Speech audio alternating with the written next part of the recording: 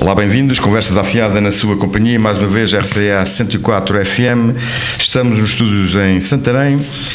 Este programa que vai para o ar às sextas-feiras às 19 horas e às segundas em repetição às 21, para além de o sítio do YouTube, onde este programa pode ser também ouvido e visto. João Fonseca, ouviste, exatamente. João Fonseca, Luís Carvalho, Paulo Chora estão de novo juntos para mais uma conversa. Conversas à fiada que começam normalmente pelo primeiro minuto, enfim, notas rápidas que este painel quer partilhar com os nossos ouvintes.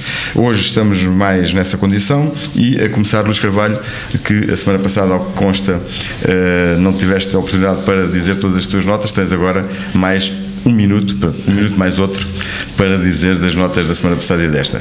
Olha, em primeiro lugar, saudar o auditório da RCA Ribatejo, saudar e cumprimentar aqui os meus queridos amigos, o João Fonseca, o Paulo Chora, o Nelson de Ferrão e aqui o nosso produtor sonoro, o Paulo Carvalho, que hoje voltou às suas funções iniciais, depois na semana passada ter contribuído no programa, sendo produtor e moderador do mesmo. Era uma das notas que eu tinha da semana passada e que eu não poderia deixar de passar agora em claro, tendo esta oportunidade, foi o facto do falecimento do senhor Dulcídio Vargas da Costa, ex-presidente da Junta das Habitureiras, penso que até 1993, um militante de longa data, dos mais antigos do Partido Socialista. Era uma pessoa muito afável, uma pessoa com quem eu gostava muito de conversar e ouvir os seus conceitos. Morreu de uma forma trágica num acidente automóvel, portanto eu não queria aqui, não tive a oportunidade na semana passada, mas não queria aqui deixar passar a oportunidade para a família do PS, mas naturalmente à família do senhor Dulcídio, endereçar as minhas sentidas condolências. Estamos a aproximar-nos do final de mandato, estamos perto de um mês e meio das eleições e eu gostava aqui de trazer duas ou três situações que foram anunciadas pela Câmara de Santarém há um ano. Umas há um ano, outras há 6 meses, 7 meses, e que ainda não estão a concretizar-se. Nomeadamente, em fevereiro, 27 de fevereiro de 2017, foi aprovado por unanimidade em reunião do Executivo Camarário a alteração ou a implementação do sentido único descendente na Rua Zefirino Silva, que é aquela rua do Hospital da CUF. A verdade é que isto foi aprovado em 27 de fevereiro, estamos a 11 de agosto, e o trânsito, essa alteração no sentido único descendente, ainda não está concretizada. A questão que eu coloco é qual a dificuldade, qual o problema, o que impediu até agora de uma decisão que foi aprovada ou que foi tomada em fevereiro, praticamente 6 meses depois, não estar implementada. E ainda esta semana tive a oportunidade de passar por essa rua, porque tive que ir ao Hospital da CUF, e a confusão mantém-se com os carros estacionados ao longo da rua. É uma trabalheira e um problema para quando há cruzamento de veículos, quem vai no sentido ascendente e quem vem no sentido descendente. Portanto, eu não consigo entender como é que desde fevereiro até agora uma situação destas continua sem ser implementada, porque não consigo, efetivamente, e gostava que alguém pudesse me esclarecer qual a razão de todo este tempo para uma solução aparentemente simples estar a demorar tanto tempo. Para ver alguma situação que se esteja a impedir? Não sei.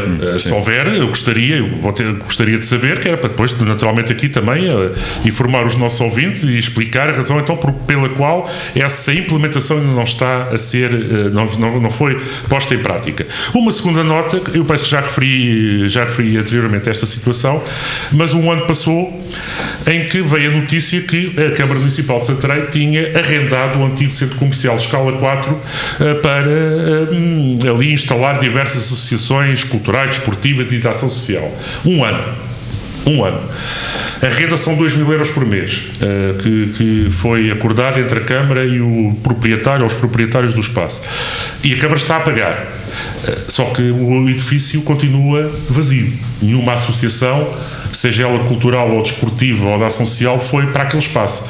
Pelo que eu coloco a questão, é preciso mais um ano, mais 2 anos, para a Câmara continuar a pagar uma renda deste montante e para um espaço que está devoluto, que está vazio, que ninguém quer ir. São várias associações que foram convidadas e que foram, de alguma forma, abordadas para poder ocupar o espaço e que não querem, que recusaram-se a ir, mesmo com rendas absolutamente residuais, não querem ir porque penso que o estado do interior do edifício está em mau estado, é preciso ali um conjunto de obras, se calhar de algum significado, mas eu não consigo. E quem é que fazia essas obras? As próprias próprias associações? Penso que era as próprias associações em colaboração com a Câmara, e pagando depois uma renda muito residual, um valor praticamente simbólico. Mas a verdade é que são 2 mil euros por mês, portanto ao fim do ano são 24 mil euros que já foram gastos neste arrendamento sem qualquer resultado, porque nenhuma associação lá estará. Também em setembro de 2016 foi aprovado um conjunto, e foi apresentado e aprovado um conjunto de planos estratégicos para a cidade, nomeadamente o Plano Estratégico de Desenvolvimento Urbano, o Plano de Mobilidade Urbana Sustentável, o Plano de Ação Integrado para as Comunidades Favorecidas, etc., em que previa, todos eles, um conjunto de investimentos, de reabilitações em vários sítios. Eu vou só citar alguns: a requalificação do mercado municipal, da incubadora de artes, a remodelação do edifício da Câmara Municipal de Santarém, a construção do Observatório da Gastronomia, a requalificação da Casa do Relojoeiro junto à Torre das Cabaças, a requalificação da Escola Prática de Cavalaria no seu polo equestre, a beneficiação da Praça Marquês da Bandeira, mais conhecida por Largo Seminário, a requalificação do Largo Infante Santo, a Praça do Município, a requalificação da Praça Visconde Serra do Pilar, mais conhecida por Largo Marvila, do Largo de Alcaças. Eu estou aqui a dar um conjunto de requalificações que obra, nenhuma delas foi iniciada, nem sei, aqui também assumo a minha ignorância na matéria, e que nem sei se foram lançados concursos, se estão projetos... Mas estava previsto para este ano ainda estas requalificações? Quer dizer, se estamos a lançar planos, e um conjunto de planos em 2016, é na perspectiva de iniciar pelo menos todo o processo administrativo para os concursos. Mas pode ser demorado? Essa parte burocrática pode ser mais demorada? Não. Mas a parte burocrática pode ser demorada, mas de setembro a agosto de 2017 custa-me a perceber, porque repara, quando se apresenta este conjunto de planos, estão identificados os locais, como eu aqui identifiquei vários, os locais que é para intervir. Se estão identificados os locais que é para intervir, eu vou partir do princípio que já há um trabalho técnico a priori para essas requalificações e essas obras. Logo, penso que será mais rápido, ou seria mais rápido todo o procedimento administrativo ou concursal, consoante os valores, ou da adjudicação direta, tudo isto depende dos valores que estão envolvidos nas obras. Mas a verdade é que obra não existe nenhuma, em nenhum destes casos que eu aqui citei, não há nenhuma obra a decorrer, e também não sei se estão lançados os projetos aos concursos para tal. Isto é apenas para referir em pequenos pormenores, nomeadamente quer o caso da Escola 4, quer o caso da rua. Portanto, se no caso da rua Zeferino de Silva são 6 meses para implementar uma alteração de trânsito, se no caso da Escola 4 estamos há um ano a pagar, a Câmara está há um ano a pagar renda, sem ter lá associações, portanto, não me surpreende que obras de uma envergadura maior seja mais demorado a Câmara colocar em ação. E vou-lhes ser sincero, eu gostava de ouvir isto, e é isto que custa-me um bocado a perceber, e aqui um alerta, nomeadamente para o meu querido amigo e camarada Rui Pedro Barreiro e para o Partido Socialista. Eu gostava de ver o Partido Socialista tinha aqui bases, e tinha aqui motivos, e tinha aqui argumento para fazer alguma campanha e alguma chamada de atenção e de oposição à atual Câmara de Santarém e à sua inércia. Eu sei que isto de agosto é um mês de férias, sabemos que as pessoas vão todas para banhos, vamos esperar que em setembro venham-se mais revigorados.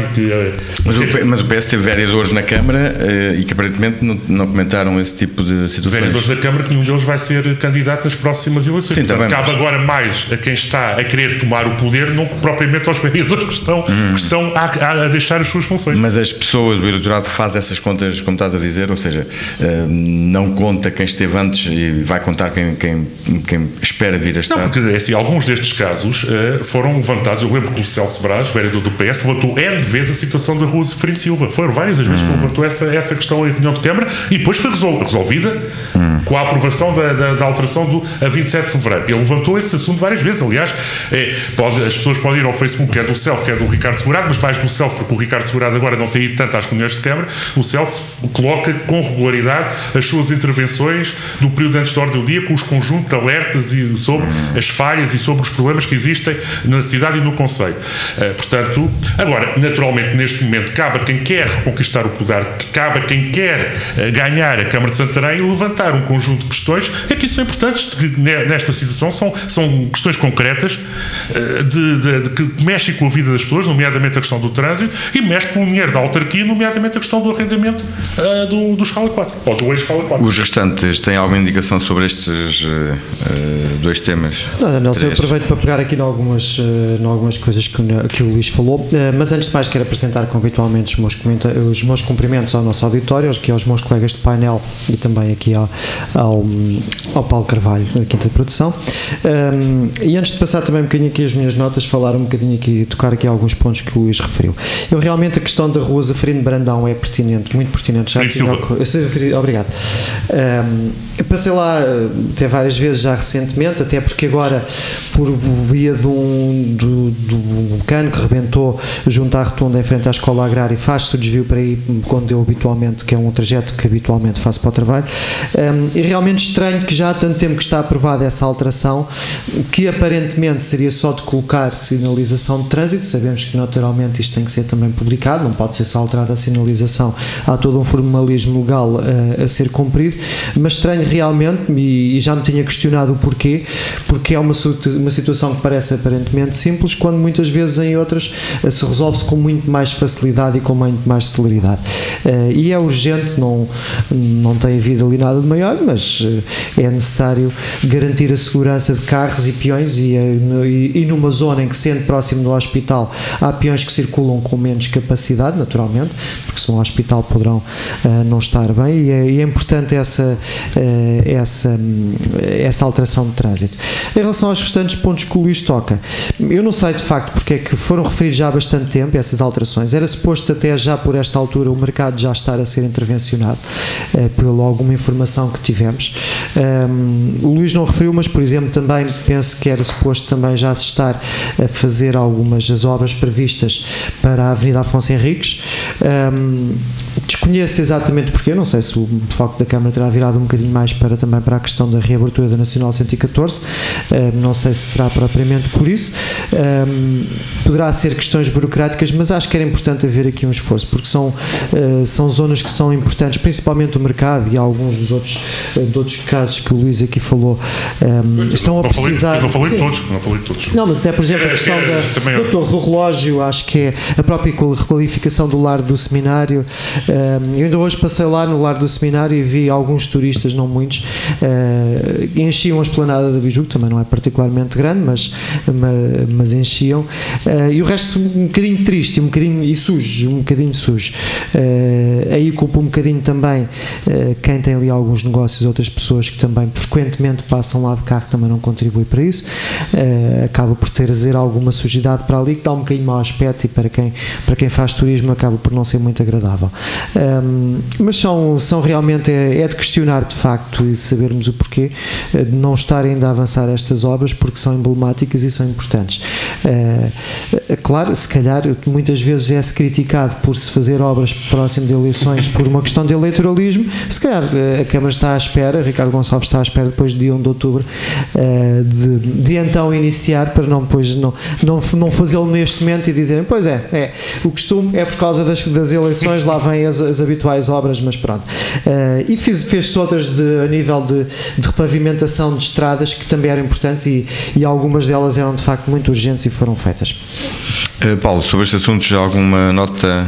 Sobre este assunto eu começava pela parte aqui do João, para dizer que eu acho que a percepção dos eleitores é precisamente a contrária, porque aquilo que eu ouço dizer aos eleitores é porque é que não há eleições todos os anos, porque em ano de eleições há obras, e portanto eu penso que as coisas devem ser encadeadas e informadas no sentido de concretizar e no sentido de avançar com essa necessidade dessas obras, e também no sentido de informar a população. Eu já trouxe aqui há dias ou há 2 semanas obras que estão a decorrer quase clandestinas no meio da cidade, porque a informação que está junto ao estaleiro agora e estou a falar de uma obra que está em frente ao Jardim de Infância do Interparoquial, ali na Praceta dos Corteses, na Avenida Nossa Senhora de Fátima, agora está lá consagrado qual é a empresa que está lá a intervir dentro. Mas a intervenção não está anunciada, ninguém ainda conseguiu ter a percepção de o que é que se está ali a realizar. Aliás, o mesmo se passa nas obras que há pouco referiste, que fiquei a saber que era uma ruptura de um cano d'água, no acesso à Rua O, quem vem da rotunda da escola agrária. Sim, senhor, a estrada está fechada, e bem fechada, sim, senhor. Nota-se depois que há uma grande questão, mas não há obra. Mas eu percebo, porque essas coisas da informação das obras é uma coisa muito demorada. Tão demorada que só em agosto de 2014 é que a Câmara coloca uns cartazitos grandinhos já, quer cá em cima na rotunda dos Rotários, quer lá em baixo junto à ponte de Dom Luís, a dizer: a estrada está fechada, vamos ser breves a reclamar. Ora, a estrada está fechada há precisamente 3 anos. Estamos no programa que vai assinalar, no dia da passagem deste programa, os 3 anos do deslizamento de terras que fechou a Estrada Nacional 114. Portanto, ao fim de 3 anos conseguiu-se pôr a informação. É evidente que estou convencido que quando estas obras de que falei tiverem informação, já elas estão a ser, há muito, espero eu, utilizadas pelo público. E, portanto, é esta dispersão, é esta forma de evitar quase a informação, de não estar a fazer um acompanhamento sistemático, quando hoje temos meios de comunicação eficazes e rápidos e que rapidamente chegam a toda a gente, mesmo não passando pelos tradicionais, que estão a ser mal explorados e estão a ser mal utilizados na necessidade de ir informando as pessoas do que é que se está a passar, de qual é o desenvolvimento dos seus projetos, quando é que as obras se iniciam, que cronograma de funcionamento vão ter e, como não é o Presidente de Câmara que paga as obras, somos nós todos, também a informação de qual é o seu custo. Mas pronto, são questões que vão falhando. Eu aproveitava ainda para dar uma notazinha que o João não deu das suas reflexões iniciais. O João ainda não.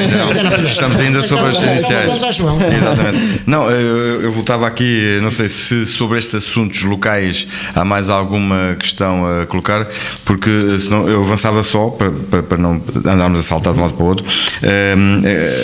Listas entregues em tribunal, agora para as eleições, e a Abram tem uma lista única, em princípio. Sim. É isso que está em cima da mesa. Sim, entrega das listas, normal, acho que não houve aqui em Santarém, penso que nenhuma lista foi rejeitada.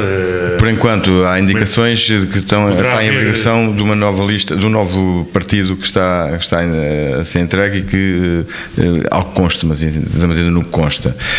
Falta o Tribunal dizer, de facto, mais dia, menos dia, se todas estão aprovadas ou não. Eu mais do que aqui a entrega das listas, pronto, e a questão desta da Abram, portanto, só vai haver uma lista logo. O candidato a presidente da Assembleia de Freguesia está automaticamente, praticamente eleito como presidente da Junta. Eu ia alargar um pouco mais eu ia lhe chamar a isto as trocas e baldrocas que de há 4 anos para cá têm ocorrido ou que ocorreram entre partidos. Nós vemos... Então por partes. Outro assunto.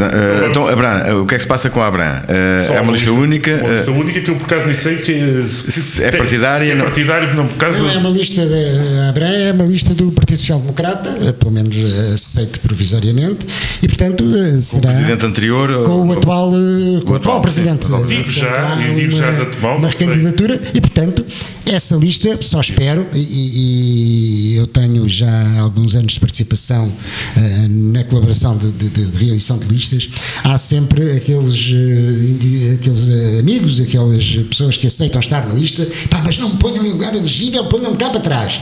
Aquela lista da Abram, os cá para trás vão ser todos eleitos, porque o PSD irá eleger 7 elementos na Assembleia de Freguesia e esses irão eleger 3 elementos na Junta, e portanto sobem mais 3. Espero que não esteja lá nenhum a dizer ponham-me para trás que é para eu não ser eleito. Que leitura política é que isto tem?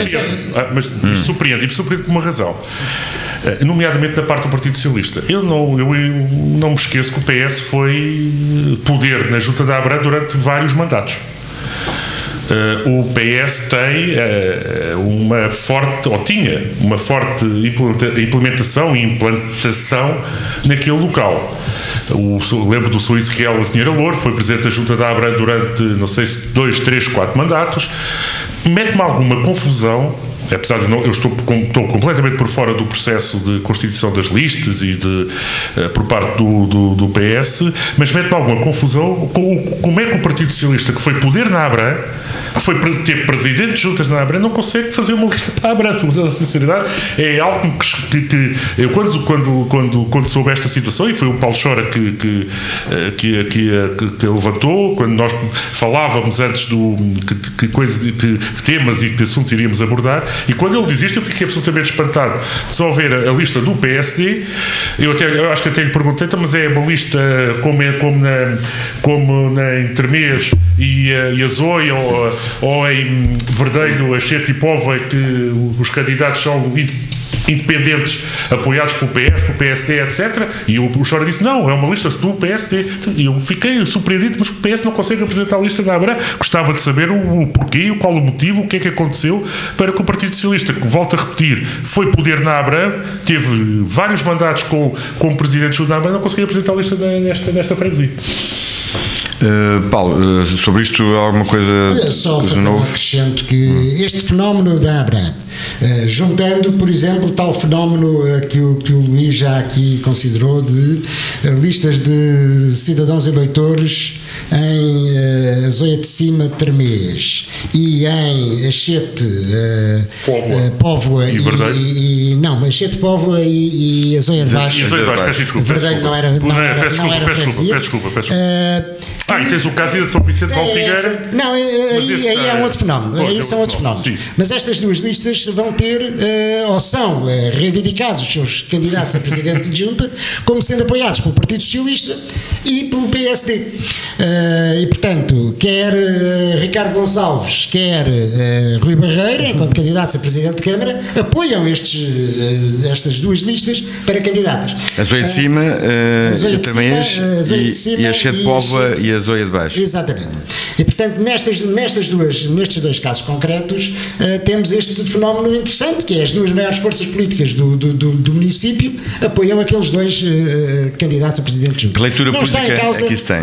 Não está em causa, parece-me a mim, a competência ou a questão. Está em causa a saúde com que os partidos estão a funcionar.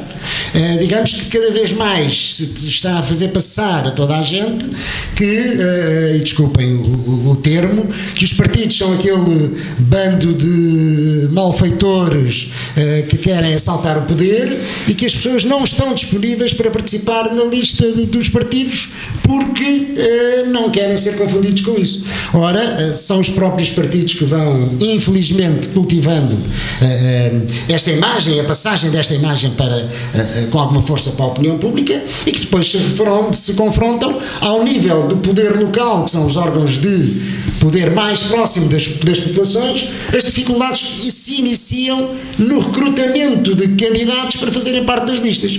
E é esta, penso que a capacidade que temos que saber dar a volta, demonstrando a magnitude e ao efetivo de que, efetivamente, independentemente de poder haver uma ou outra exceção à regra de alguém que entrou para um partido à procura de desenvolver a sua vida, os partidos são associações de cidadãos que os mais altos padrões da organização democrática, por serem aqueles que podem efetivamente estabelecer candidaturas aos mais altos cargos de poder em Portugal. E, portanto, é esta questão que temos que, em definitivo, tentar arrumar, e para isso os políticos em atividade têm também saber dar o exemplo da sua competência, da sua honestidade e da forma como encaram. Não é surpreendente o caso de Termês e Azoia de Cima, que já se repete. Para mim é algo mais surpreendente a situação de Póvoa de Santarém, Achete e Azoia de Baixo, porque o Partido Socialista em março, abril, anuncia a candidata Biquida Botequim como a candidata do Partido Socialista, da lista do Partido Socialista a essa junta.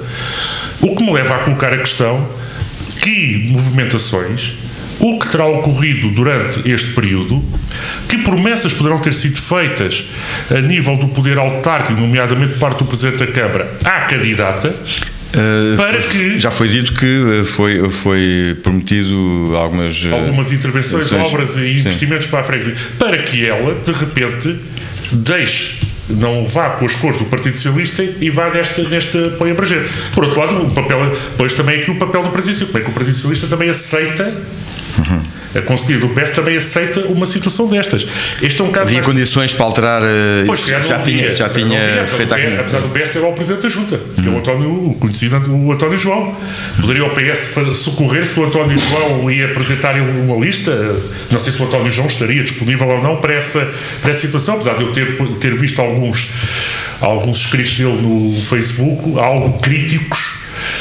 Com a solução e com a situação. Portanto, se calhar o PS até poderia ter eventualmente aí a solução. Depois a questão é noutra perspectiva, é fazer depois uma lista à parte quando já está o bolo. Exatamente, sim. Pode ser. A recolha de pessoas não é fácil nesta Vamos fazer uma pausa agora neste momento. Tenho uma pergunta para o recomeço, ainda sobre este assunto. Já voltaremos. Bem-vindos, regresso às Conversas à Fiada, para esta segunda parte, retomando a conversa onde ela ia, e talvez para finalizar, mas ainda assim, sobre aquilo que vocês disseram anteriormente, que percepção é que o eleitorado vai fazer, ou pode fazer, ou deve fazer daquilo que as máquinas partidárias no Conselho de Santarém estão a praticar, daquilo que dá a ideia, por estas primeiras impressões, ou estas primeiras opiniões, é que são coisas que anteriormente não eram muito feitas, apesar de haver já aqui uma situação da Abranzoia de cima, perdão, de cima Termês, as Zoia de cima Termês, já ter esse precedente, mas essa mancha de óleo a estender-se para todo o eleitorado do Conselho, que leitura é que se deve fazer destas estratégias das máquinas partidárias centralizadas em Santarém? Bom, assim, eu acho que muitas vezes nestas as eleições autárquicas também são um bocadinho mais propícias a este tipo de situações do que outras, porque se olha muito mais para as pessoas do que propriamente para os partidos, e às vezes desvalorizar-se um bocadinho este tipo de questões, e mesmo o próprio eleitorado não dar uma importância tão grande quanto isso ao facto de um candidato ser eventualmente apoiado por um partido e depois por outro, ou como algum caso aqui que também já foi aqui referido pelos meus colegas, de candidatos que são apoiados por dois partidos, que realmente acaba por ser curioso, como o Paulo disse. Neste caso até são três, acho que o CDS também apoia esta lista. Sim, pronto, até em Povachete. Portanto, uma geringonça à direita neste agora, caso. eu acho que não. Sim, ao centro-direita e direita. Uma grande misturada, digamos assim. Eu acho que os eleitores votam muito, principalmente na questão das freguesias, também nas câmaras, mas ainda mais na questão das freguesias, votam muito pela pessoa que esteve à frente da freguesia, e isso acaba por ser mais marcante do que às vezes um outro candidato que apareça, porque desde que mostra a obra feita, não lhes acaba por interessar tanto o partido que apoia. Claro que é preciso ter algum cuidado mesmo assim, porque os eleitores também não andam de olhos propriamente fechados, e às vezes podem interpretar algumas votações de alguns candidatos que concorrem por um partido e depois numa outra freguesia por outro, e acabam por não ser muito bem visto e não ser muito bem aceito. Portanto, acho que é preciso gerir essa situação com algum cuidado, e às vezes algumas mudanças são muito radicais em termos de ideologias. Sabemos que localmente a ideologia também se esbate mais um bocadinho. O que é importante é efetivamente o fazer algo, o melhorar o espaço que é que se posto a freguesia cuidar, e acho que isso acaba por ser o mais importante para o eleitorado, não deixando de ter que também dar uma imagem um bocado negativa dos partidos, e nomeadamente, por exemplo, esta questão do caso que estávamos aqui a falar da Abrã é caricato, porque normalmente acontece em todas as eleições e em todas as freguesias, há um ou outro partido que não concorda concorre em alguma, e isso é absolutamente normal, não tem candidatos, ou não, por qualquer razão, na sua estratégia não querem concorrer àquela freguesia, e isso é absolutamente normal. Normalmente é mais do caso. Mas isso coloca-se a questão. Normalmente é mais dificuldade de ter um candidato. Isso pode ser, esta estratégia que está a ser vista agora aqui em Santarém, se calhar noutros concelhos que não conhecemos também haverá situações semelhantes, mas essa crise de participação deve-se ao trabalho que a maioria dos políticos fez anteriormente, que entrou em descrédito, por assim dizer, que não há gente agora que queira avançar para, numa freguesia, poder contrapor o seu vizinho. Eu acho que se deve um bocado à forma de funcionamento dos partidos. Tem uma forma um bocadinho, ainda há pouco eu comentava isso com o Luís, também é preciso ter-se um bocadinho, não é fácil isto, ao contrário do que se possa pensar, não é muito fácil estar num partido político e ter uma participação ativa. São muitas horas que se despendem, é um esforço grande, parecendo que não, despende de deixar muito da vida pessoal em prol daquilo que se faz pelo partido, e daí haver algum afastamento das pessoas. A maior parte das pessoas não estão para dar esse sacrifício, e também quando às vezes há muitas lutas internas dentro dos partidos e acabam por desmotivar quem às vezes se aproxima com a intenção de fazer algo, e eu acho que é para isso que os partidos têm que começar a olhar, para serem mais efetivos, mais trabalhadores, terem mais resilientes,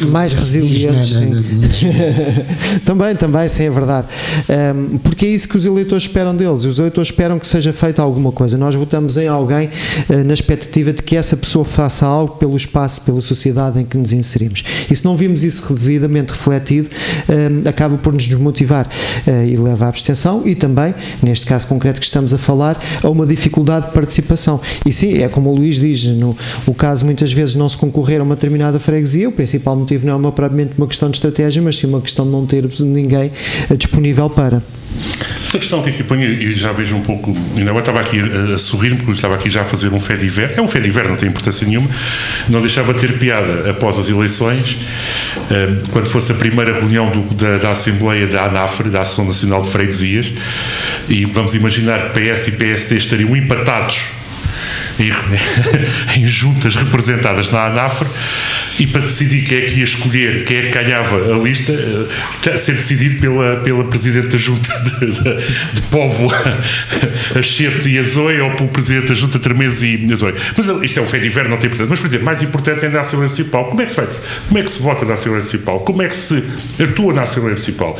Um assunto que temos o PSD e o PS de costas voltadas, com opiniões completamente diferentes sobre a... Fica a consciência do eleito, ou ficará, se as coisas fossem feitas em conformidade, ficaria pelo o mandato que a própria Junta de Freguesia atribui a quem está na Assembleia Municipal, ou a própria Assembleia de Freguesia, que seria uma forma de participação democrática mais aprofundada, mas que se prevê que não possa não vir a funcionar. Mas poderia ser poderia ser uma resposta, ou então é a consciência de cada um, sim, ou o interesse que momentaneamente, ou qualquer coisa. Pronto, coisas desse tipo. O que quer dizer que já agora a conversa está a ir para um andamento, mas que retira a carga ideológica que o João há pouco estava a dizer, e faz um descentramento para a própria pessoa que está na capacidade de decisão. E isso, na vossa opinião, torna mais vulnerável o sistema, ou mais fortificante, mais forte o sistema? Na medida em que, se é uma pessoa que depois tem a sua capacidade de prerrogativa de passar a sua decisão e não por mandato dos seus apoiantes, por assim dizer, ou daqueles dos correligionários que estão junto aos seus órgãos de decisão, e pode correr-se muito bem o risco de ser ele, enquanto indivíduo, a tomar decisões por um coletivo que, enfim, mal ou bem depois estariam tomadas individualmente, não é?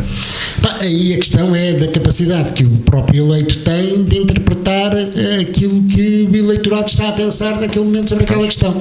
E, portanto, se ele souber fazer essa interpretação corretamente, se souber rodear de quem no terreno vai ouvindo o que se vai passar, nomeadamente, e eu citava uma declaração recente do Primeiro-Ministro António Costa, que dizia que os autarcas são os mais importantes porque cada vez que saem de casa têm um dos seus fregueses ou um dos seus munícipes à porta já a apresentar uma sugestão, uma reclamação, qualquer coisa, e toda a gente os vai conhecendo, e por isso a importância do papel dos autarcas. Portanto, aqueles que têm a capacidade de saber interpretar esse modo de pensar do coletivo e transporem para o seu voto a forma desse pensar, acabam por ter sucesso. Os outros, se não tiverem a capacidade de fazer essa interpretação, serão penalizados no final, na eleição seguinte, com toda a certeza. E, entretanto, vive-se 4 anos a padecer de... É o limite da democracia. É o custo da democracia. Temos a questão dos mandatos e, portanto, os mandatos têm essa duração, não tem forçosamente de ser interrompida por causa disso. Mais alguma questão aqui para fecharmos este parênteses? Não, eu porque assim comecei com as trocas e baldrocas, mas não vale a pena agora estarmos a... Mas pronto, de qualquer modo, novidades, percebe-se em Santarém estas novidades que aqui foram referidas, ou pelo menos coisas... Há mais algumas interessantes para já, então, por exemplo, rapidamente, na freguesia da Moçarria, o atual presidente de junta, que está eleito por um movimento independente que levou à não candidatura do PSD há 4 anos, nesta fase vai ser o cabeça de lista do Partido Socialista, com a manutenção do movimento independente com outras figuras, e aliás rigorosamente o mesmo nome, na manutenção do movimento, que vai também disputar a eleição junto com a candidatura do Partido Socialista, onde está o atual Presidente da Junta, o que não deixa de ser curioso. Isso em que freguesia? Na Moçarria, sim. Mais algumas... Depois temos os casos do regresso dos dinossauros, não é? Quer dizer, o que é que movimenta, isto agora já saímos aqui do âmbito de Santarém e da região, o que é que faz movimentar Valentim Loureiro a recandidatar-se à Câmara de Gondomar, o que é que faz Isaltino Moraes, apesar de agora termos aqui um quiprocó com a rejeição da lista por parte do juiz e as ligações do juiz ao atual Presidente da Câmara. Não... A esse nível há muita coisa semelhante. Matosinhos também, FAF... Matosinhos, o PS está a coisa mais inacreditável. Vai ser laboratórios... O PS tem 3 candidatos em Matosinhos. Tem a candidata oficial, o atual, o antigo... tem o Narciso Miranda como candidato independente e o ex-presidente da Conselhia, o António Parada, se a minha memória não falha, Paredes ou Parada. E é bom recordar às pessoas que foi a guerra que já existente há uns anos atrás, Narciso e Parede, que deu que o Sousa Franco, quando vai o malogrado Sousa Franco, quando vai em campanha eleitoral, sente-se mal e morre, e acabou por falecer em Matosinhos. Mas é as trocas, temos trocas e baldrocas aí toda, já falámos aqui, a Presidente da Junta da Póvoa de Isenta Passadiu, que vai ser candidata pelo PSD à Câmara de Almeirim, e curiosamente ainda não renunciou ao mandato enquanto Presidente da Junta da CDU, mas isto voltamos à história da ética, como é muito, muito querida nesta situação. Temos o caso Pedrógão, muito falado, não é? O ex-assessor de Moita Flores aqui em Santarém, Valdemar Alves, que foi candidato pelo PSD, porque o anterior presidente não podia ser candidato por atingir a limitação de mandatos. Agora, o Céu Provedor da Misericórdia, que inventou o suicídio, a Passos Coelho, e agora volta a ser candidato pelo PSD e vai Valdemar ser candidato pelo PS. Isso que já provocou 30 demissões do PS de Pedrógão Grande, 30 militantes do PS demitidos por causa... Eu que Pedrógão Grande não tinha 30 habitantes, mas afinal, além de 30 habitantes, conseguem ter 30 militantes. Tem 30 militantes. Portanto, está aqui um conjunto... Agora, há uma grande polémica em Orem, estamos a falar da região, em Orem, porque uma junta que eu agora não me recordo, peço imenso desculpa, não me recordo o nome, eleitos pelo PS, que agora mudaram para o PSD. Havia, entretanto, um conjunto de obras já preparadas para aquela freguesia, e agora os altares que mudaram dizem que não querem ir ali, querem ir do outro lado, e agora acusa o Presidente de estar, o Paulo Fonseca, como eles mudaram para o PSD, de não querer fazer as obras que eles entendem. Ou seja, está aqui um conjunto. Para além dos fogos, para além das chuvas, Portugal também, literalmente, um laboratório de investigação. De geringonças, caranguejolas e trocas e baltrocas. E já agora, em termos europeus, também, diga-se que, ou até em termos mais mundiais, pode não ser assim tão estranho quanto isso, porque França teve também um movimento diferente do que era anteriormente. Estados Unidos teve um movimento não tão diferente, mas de sinal mais reforçado em relação a tendências que já vinham de trás, e portanto estamos se calhar e aqui talvez acompanhar os países desenvolvidos. Não sei se estamos a acompanhar. Essa é que eu ia dizer como resumo, talvez não muito moralista, mas para os nossos ouvintes e quem nos está e se desperta para este tipo de assuntos, que ao contrário de tudo o que aprendemos anteriormente, estamos confrontados, o eleitorado está confrontado, e mesmo quer aqueles que desistiram, quer aqueles que ainda resistem ou têm alguma resiliência, estamos confrontados em tentar perceber como é que são estas movimentações para exigentemente podermos conscientemente fazer o nosso voto, e esse é o maior desafio que está conferido a partir de agora para o futuro. E vamos perceber até que ponto isto pode ou não expandir a nível das eleições legislativas. Sim, depois a bola está muito confinada nas autárquicas, para não sabemos o que é que pode dar. Já agora só lanço um veemente apelo no sentido de que mesmo estas movimentações que às vezes podem ser interpretadas de maneiras não muito positivas, não sejam elas a afastar o eleitor do voto. O que não é fácil. Esse é que é o perigo real, porque ao não irmos votar, estamos a dar a outros a responsabilidade de votarem por nós, no fundo, não o nosso voto será a abstenção, mas a escolha vai ser feita por aqueles que se vão no dia 1 de outubro se deslocarem às urnas de voto para colocar cruzinhas em boletins que vão receber. Essa diria eu que seria ou será o desafio máximo, não de toda a gente, mas dos eleitos, ou dos candidatos, aliás, dos candidatos atualmente, porque sempre foi uma lógica de participação e um incentivo à participação, e agora cada vez mais, por causa disso, há uma exigência maior, quer dos candidatos às eleições, quer também dos eleitos, para perceberem estas movimentações e uma maior capacidade e uma maior exigência para estar mais no ativo. E vamos lá ver se há essa resiliência em relação ao eleitorado. E agora chamar a atenção para outro pormenor. Nós estamos aqui há 20 e qualquer coisa minutos a conversar sobre eleições autárquicas e pouco ou nada falámos de presidentes de Câmara. Sim, falámos de todas as outras esferas e, portanto, não vamos só eleger presidentes de Câmara, vamos eleger um conjunto de autarcas de freguesia, da Assembleia Municipal e do Executivo Municipal. Levava depois a outra discussão, até que ponto se os poderes da Assembleia Municipal deviam ou não ser reforçados. Sim, mas que de resto nós fomos atrás daquilo que, entre aspas, é a novidade. Ou seja, aquilo que é mais estranho, e se calhar há presidentes de Câmara, que o Luís também referiu em termos nacionais, aqui na região, o caso de Almeirim, pronto, também se registra isso, mas aquilo que está mais perto das pessoas, essas estratégias mais individualistas que estão cada vez mais a ser presentes no espectro eleitoral, foi aquilo que tomou a nossa atenção. Mas eu retiro a palavra e o assunto agora de cima da mesa, este assunto, para podermos avançar. Luís, já tens o teu prazo. Hoje abusei. Não, nós fomos atrás até pela matéria. Semana passada, portanto, agora... Mas temos cerca de 10 minutos para terminar. Nestes 10 minutos, João e Paulo, as notas iniciais. Os assuntos já não são possíveis de se poderem comentar. Eu trago aqui uma, talvez breve, reflexão inicial, mudando completamente aqui o espectro, passando daqui das nossas freguesias para o mundo, uma nota de cariz internacional. Exatamente, estamos a projetar-nos para o mundo. E vou referir aqui esta tensão que tem havido entre a Coreia do Norte e os Estados Unidos. Já não é uma novidade, já vem de algum tempo, tem havido já desde até a anterior presidência de Barack Obama, houve muitas tensões entre a Coreia do Norte e os Estados Unidos, mas agora está a agudizar-se, a chegar a um ponto que eu acho que está a tornar-se um bocadinho preocupante e é que há que fazermos aqui alguma reflexão, porque temos na Casa Branca alguém que agora que tem um comportamento muito, muito imprevisível e nunca sabemos muito bem o que é que quase muito à moda da Coreia do Norte. Quase muito à moda, exatamente. E é isso que é mais assustador, é que temos duas pessoas absolutamente imprevisíveis ali a entrar em choque com uma Mas com a outra. nos Estados Unidos o Presidente dizia que ou estava em oposição à Coreia do Norte. Vocês quando fazem essa ligação mas uma coisa é ter sério... sempre uma oposição.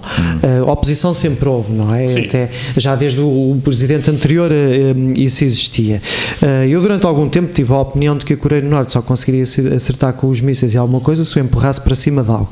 Agora já não tenho tantas certezas quanto a isso. Os testes têm evoluído e embora possamos suspeitar, mas os americanos dizem que a tecnologia está efetivamente evoluída e que poderá efetivamente causar estragos. Não sei se será o caso ou não, porque também temos que sempre suspeitar um bocadinho disso, principalmente quando temos Donald Trump na Casa Branca. Desculpe interromper, parece que soa um bocadinho relatório para chegar àquilo como do Iraque, não era? Das armas que o Presidente quer. Exatamente. Precisamente por isso é que eu digo que é desconfiar. Mas agora está num escalar um bocadinho perigoso. Para já ainda são as ameaças. Ou não está a provocar? Não, mais do que, aliás, até tem de certa forma sempre se opuseram a estes testes nucleares praticados pela Coreia do Norte. Não sei exatamente com que intenção é que eles estão a fazer de provocar os Estados Unidos, porque acho que vem mais provocação dos Estados Unidos do que propriamente dos Estados Unidos para a Coreia do Norte. Os Estados Unidos vão dizendo que tem aquela posição de que é um Estado terrorista, etc., de fechar, mas fechado já é aquele Estado. Mais fechado não pode ser. Portanto, não há nada nesse aspecto que os Estados Unidos, não há embargo, não há nada que possa fazer para chegar ali. Há uma retórica belicista, sim, exatamente, precisamente, que não havia. É esse o perigo que eu acho que acaba por ser imprevisível. O líder da Coreia do Norte, não sabemos o que é que nos espera no futuro. Exatamente. Essa é a questão. Uma guerra fria, uma nova guerra fria tecnológica? Eu acho que não. E a prova disso é que a China já veio dizer... Já vem tirar o tapete à Coreia do Norte. Já há algum tempo veio dizer que não tem influência... Acho que é a primeira vez que toma uma posição destas na... Sim, aliás, já tinha referido há algum tempo que já há algum tempo atrás a China retirou essa... está a aumentar e pode atingir proporções um pouco complicadas. Sim, já há algum tempo vieram retirar de alguma forma retirar o tapete à Coreia do Norte, dizendo que não tem influência sobre aquilo que se passar lá e indiretamente disseram que se houver algum escalar de violência que não estão disponíveis para o acompanhar. A China já está demasiado envolvida com o resto do mundo e com os Estados Unidos em particular para arriscar a entrar num possível conflito que a ninguém interessa, que os menos interessados são precisamente a Coreia do Norte. Não percebo qual é isto, se houvesse uma escalada de tensão e que viesse a haver um conflito armado, não temos dúvidas que o resultado seria uma vitória esmagadora dos Estados Unidos, como é lógico, já enfrentaram outros mais difíceis e que conseguiram. Também se dizia isso antes do conflito. Também se dizia ao mesmo no Afeganistão, em relação ao Iraque, etc. Poderá não ter sido resolvido da melhor maneira, mas o que é certo é que enquanto que o perderam no Vietnã, nos restantes não. Mas suscitaram toda uma nova lógica e nova ordem internacional levava-nos para a ser penalizados. Claro que sim. Sim, e daí eu dizer que não foi resolvido da melhor forma. Isso, claro que sim. Isso aí é indiscutível, não, é muito discutível no sentido em que dá pano para mangas. Agora, neste caso, porque a Coreia do Norte está absolutamente isolada, ninguém apoia. Em tempos teve o apoio da China, agora já não, já lhe vieram tirar o tapete, a China não os vai ajudar. E o que é que eles querem com aquilo? Outros assuntos? Não? Paulo, olha, só dar 4 minutos. 2 minutinhos para dar uma nota sobre esta matéria da Coreia do Norte. É evidente que este conflito se inicia já nos anos 50, com a célebre guerra entre as Coreias, que cria a divisão daquela península em 2 países, o célebre paralelo 38. E portanto, daqui para cá tem vindo sempre a crescer, com uma constante de que houve sempre a resistência a que a Coreia do Norte entrasse também no concerto das nações. Não estava ainda perceptível, pelo menos eu não consigo deslindar isso, se exclusivamente por vontade própria, se também por ter sido afastada e ser eliminada desse concerto das nações, nomeadamente, por exemplo, foram completamente proibidos quando os Jogos Olímpicos de 96 se realizam em Seul, na Coreia do Sul. A Coreia do Norte foi simplesmente banida do mapa olímpico e, portanto, há aspectos contraditórios de não, por um lado, a Coreia não se dar muito a querer entrar no Concerto das Nações, por outro, as nações também não se darem muito a querer que a Coreia entre nesse Concerto das Nações. Há algum isolacionismo. Hoje, muito pouca gente tem a percepção do que se passa na Coreia do Norte, e cada vez que vemos escritos de gente que por lá passou, encontramos com facilidade menções que se contradizem umas às outras e que despertam nesse sentido diversas questões. E é este agudizar que é muito grave. Tem que efetivamente surgir alguém que consiga centralizar uma ponte e colocar a Coreia a discutir com o Concerto das Nações, e se calhar aí o papel conciliador e que facilmente é atribuível e inventivo que facilmente é atribuível aos portugueses, o secretário-geral da ONU poderá ter uma palavra a dizer e mandar uns burros na mesa, mandar dois gajos calarem-se e ser uma ponte de um diálogo importante que evite todo o custo uma escalada de violência que não interessa e de guerra que não interessa rigorosamente a ninguém, até porque por ali não há muito petróleo para explorar. Terminamos. Da tua parte, sugestões, João Fonseca? Olha, vai ao abrigo da gastronomia, exatamente. Ao abrigo do programa aí de Santarém, agora inserido, vai iniciar-se no dia 11 de agosto, precisamente hoje, até dia 20, o Festival do Tomate, Azeite e Alho. Haverá pratos dedicados com estes ingredientes em diversos restaurantes da cidade. Muito bem. Paulo Chora, a literatura era contigo? Olha, a literatura é comigo, e eu vou recomendar um livro que me ofereceram agora no meu aniversário e que estou a ler com muito gosto, que é o do Domingos Amaral, Assim Nasceu Portugal, que traça um romance histórico com alguns episódios interessantes da história da fundação da nacionalidade por Dom Afonso Henriques. Luís Carvalho. Olha, eu mantenho no Hino de Santarém também, e nesta semana temos já no sábado folclore durante a manhã pela cidade, yoga na manhã de sábado no Jardim das Portas do Sol, e na próxima quinta-feira a banda Get Back, que sobe ao palco na Praça Sá de Bandeira, lá no seminário, para um concerto de tributo aos Dorce. Ficamos por aqui esta semana. Conversa desafiada. João Fonseca, Luís Carvalho, Paulo Chora fizeram estas conversas de hoje, que repetem na próxima segunda-feira às 21 horas e que podem ser vistas pelo nosso auditório no canal YouTube também da RCA Ribatejo. Em 104 FM, voltamos na próxima semana. Daqui até lá, uma boa semana.